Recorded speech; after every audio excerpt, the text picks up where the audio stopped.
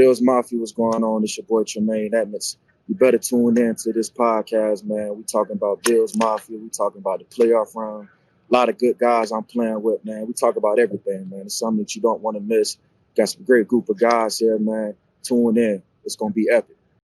What's going on, my good people? It's your favorite plus-size model, Tutan Reyes, in the building, co-host of the Behind the Mask podcast, along with my host, Takeo Spikes. Yes, it's the new year, and we bring you some new content. And you know what you can do to help us out?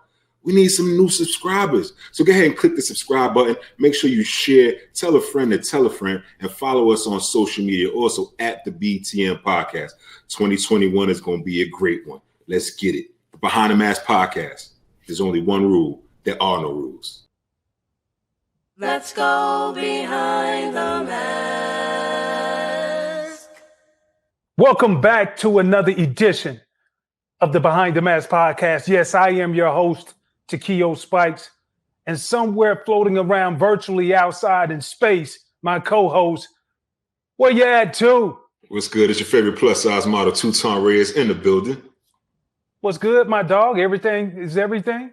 Another day in paradise, man. Another day in paradise. Well, listen, man, since it's another day in paradise, we got to go ahead and talk to somebody who's feeling the same paradise feelings.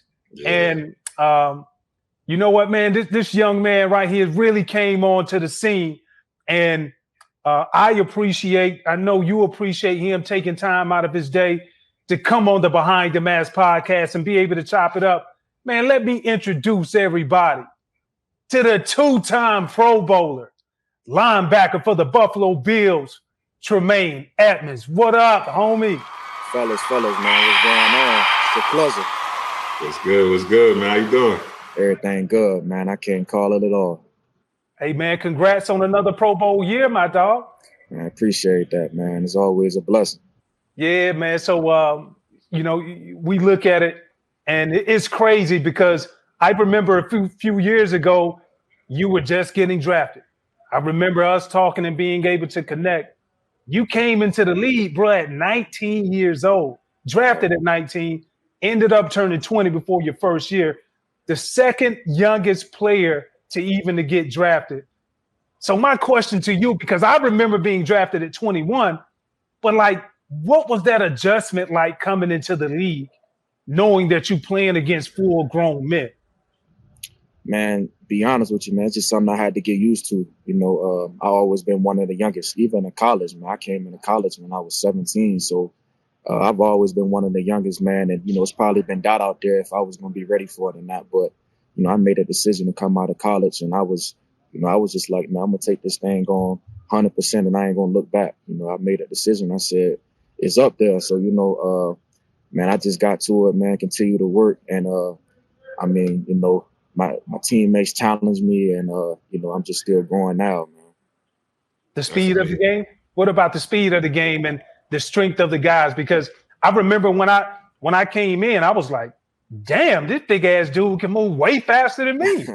Or just this fast. Yeah, I was like, man, these dudes 300 pounds plus. And I'm like, they moving like this.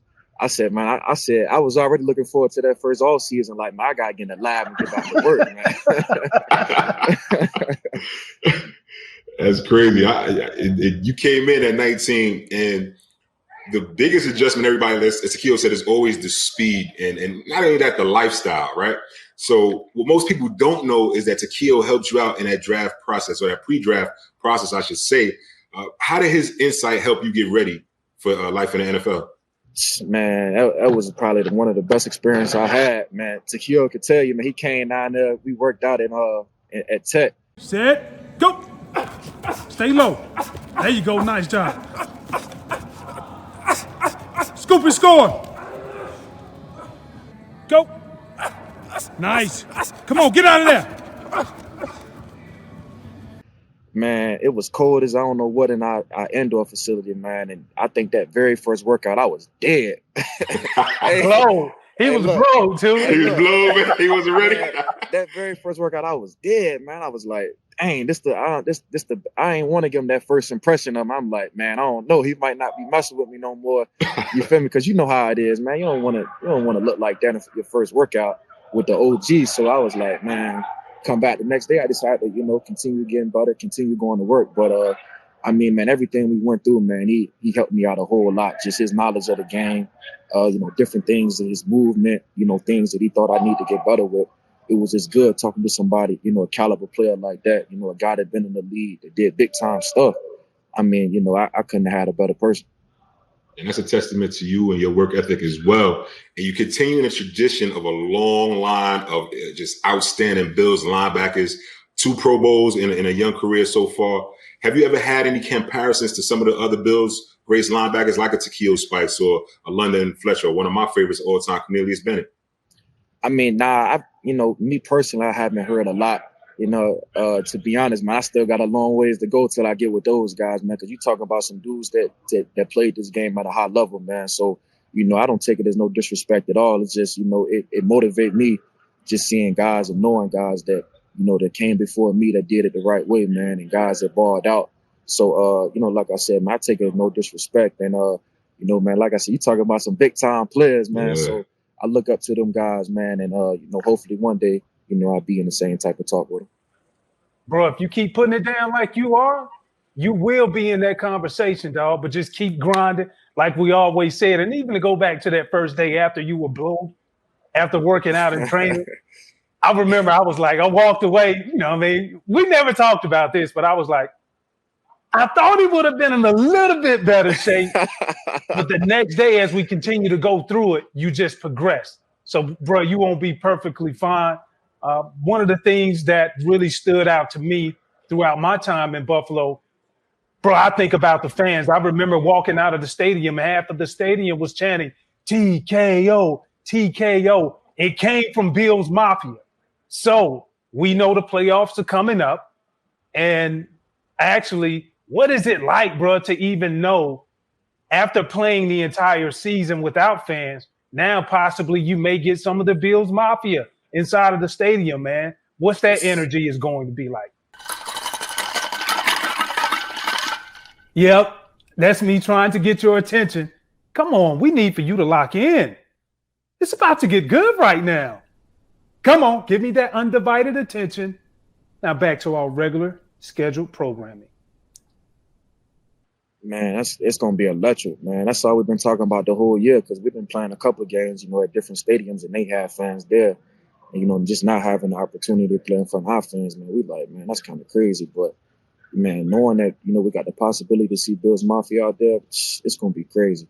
Just because the other week when we got back from winning the championship thing, man, it was everybody out there. The whole Bills Mafia was just celebrating with us. And there they were at the airport at 2 a.m. Sunday morning, waiting for the team plane to return from Denver.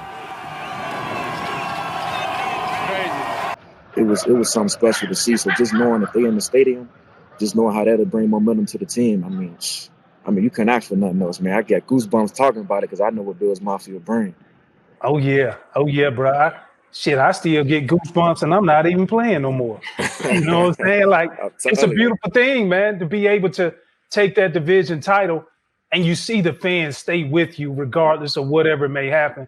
Even your quarterback, when we talk about Josh Allen, I see the type of respect that he's garnered over the past few years coming into the league. He has consistently gotten better, not just from year to year, but game to game. When you look at him and you see how he has grown, actually, you guys were in the same draft class, right? Yeah. Yeah, so when you see how he has grown, like, what stands out to you that a lot of people don't know, but you want them to know about Josh? That he's humble, man. A lot of talk going around the league. And, he's not a guy that's going to get big-headed. He still come to work each and every day. And I think anybody on the team can tell you that, man. And I think people may know it, but if they don't, I want to be the first to tell them, man. He's very humble. He show love to everybody in the locker room, man. So, it's no hate on me, man. I got all respect for the guy, man. Like I said, we came in together. So just to see him, prosper, man, and continue to grow, man, it's amazing to see. And I know he still can get way better than what he is now, just because I see it every day. I see the stuff that he do. And he's not, like I said, he's not a guy that's going to settle. So he's going to continue pushing forward, man. And I know a lot of guys can vouch for that. When I think about the Bills this year and winning that division title, I'm a little bit older, so I go back to when they last won, so 25 years ago. You had amazing talent on both sides of the ball. You talking about Josh Allen right now. Of course, you got Diggs up there as well. How does it feel to be a part of what is now history up there in Buffalo? It's special, man. It's special. Like I said, when we got back from the airport, man, you could just feel that energy, and you just knew you was a part of something big, man. And like I said, man, this the time of the year that, I mean, it's special to be a part of, especially the position we in, man. So it just got you thinking, like, man, what happens when we do this and when we do that? But, you know, it's kind of hard to, because, you know, in this league, you got to take it a step at a time. But, I mean, you just start thinking about it, man. You want to do so many special things for the fans because they just show so much love. So, like I said, man, it's a special thing to be a part of, man. You just feel that energy around, and you know it's something special going on here in Buffalo. Hey, bro, like, basically, it's you know, you got to finish up doing what you do, but it's playoff time. Oh, yeah. And so my question to you, last year you guys had a taste of it, won a game, put out after that. So what is it going to take, my dog? I need to hear from you, the captain, the leader of the defense. What is it going to take for you guys to make that deep playoff run, bro? Man, it's going to take commitment, man. Guys got to be locked in. You know, it start with dudes like me just leading the team. I mean, you know, we only going to go as far as our captains take us. So just being that role model, man, and that, you know, that's not afraid to step out up front and tell the guys, man, you know, show guys just how you do it. And, I mean, even last year, you know what I mean, just to be honest with you, we didn't even win a game. You know what I mean? So I still don't even know what it's like to even win a playoff game because we lost that first game we played against the Texans. And just knowing that feeling I had, I was like, man, you know, we get back to this point, man, we got to show the world what we're really capable of. I mean, simple as that. So this year, man, like I said, it's going to take commitment, man. It's going to take guys to be all in. And just, like I said, the leaders on the team, man, we got to lead them. I mean, it's that simple. You know, show the guys, man, that the stuff they got us here. I mean, to be honest, I mean, really, we don't got to change what we've been doing. I mean, we've been practicing hard every year. Guys been, you know, taking accountability every day at practice of whatever we're doing. So keep doing the stuff that got us here, man, and tune up a couple of things. And really, man, everybody turn their game up an extra notch. Hey, bro, I do want to add this because that's my bad. Maybe I just wanted y'all to win a game so bad in the playoffs. You know what I'm saying? I like how you clean that up, though. Hey, look, man. You know, I had to be honest with you, man, and I don't want to hide from it at all because I know that I can't forget that nasty taste I had, man. So you know, it made me hungry, man. I know it got all of us hungry that was here last year. And we talk about some of these greats now, and that's one of the things for me when I played with the Bills, walking around the facility and seeing a Marv Levy, Thurman Thomas, Kelly, you know what I'm saying? These are icons, Hall of Fame players. But when it's all said and done, how is the record books going to look for Tremaine Edmunds in terms of being on the Buffalo Bills? Exactly, man. And I think, you know, I'm in control of that. We in control of it as a team. I mean, you just got to tune out everything that's going on in the back, like outside noise, man, and just stay locked in to what you got to do. Put your team in the best position to be successful, man. I think that's what it comes down to. Hey, bro, when we look at, I want to ask you about one of your teammates. And to me, I think he is exactly what the doctor ordered when we talk about Stefon Diggs. Being the GM, McDermott made the move to bring him in. Man, like, what has he brought to the table that really has excited not only the fans, but what we don't see behind the scenes that makes him so good and make all of his other teammates excel too?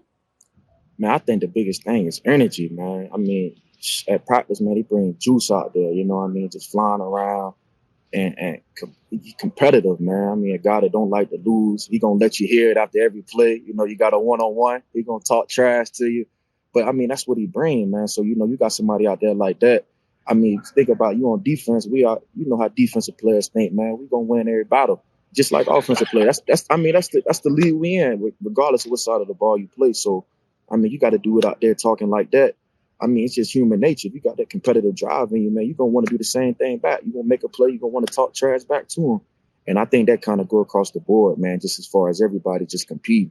I mean, like I said, the very first day he was here, I mean, me and him used to go back and forth. We used to talk all the time, man, because we competitors, man. That's what we love. Like stuff like that drive us. So, you know, we got him out there talking. That drive us as a defense, like, all right, man, let's shut him up. You know what I mean? He just got here. He just got here, man. Let's shut him up. Shut him up. But like I said, man, I take my hat off to him, man, because he worked. You know what I mean? He's not one of those guys that just, you know, he making big plays and people don't know why. But it's evident, man, when he out here at practice, man, and he take a rep one-on-one or whatever, he trying to win. And I mean, like I said, that's making dudes around him better. Like a lot of the younger receivers can see that you got to compete, man, and you got to, you know what I mean, if you want to be the best, that you got to show it at practice. And like I said, that's one thing that I definitely saw from day one. Yeah, some people in the league, other teams that may talk a little bit of junk that you know, get you hyped up, ready to go to? Say it again. You have some other players in the league, other teams that talk a lot of junk before the game and get you hyped up, ready to go as well? Oh yeah, for sure. I'm gonna be honest with you though, man. I like watching my OGs like Takeo, man. You know, I like them OGs that used to talk back in the day. You know, it ain't nothing like that. So you know, I put a little Takeo on, put a little Ray Lewis on. You know, all them boys, man, and just get fired up, man. Them boys play the game with a passion. You know what I mean, aggressiveness, and I mean that stuff get you just, man. You ready to play when you watching the video. Bruh, you keep laying it down like that, I'm gonna keep watching you. Yes, I cannot wait to see you guys play again, man. We appreciate you for taking time out of your day, blessing us with your presence and going behind the mask with us, man. So we're going to check in on you, my brother, and anything that we can do for you, don't hesitate to let us know. No doubt, man. Appreciate y'all for having me.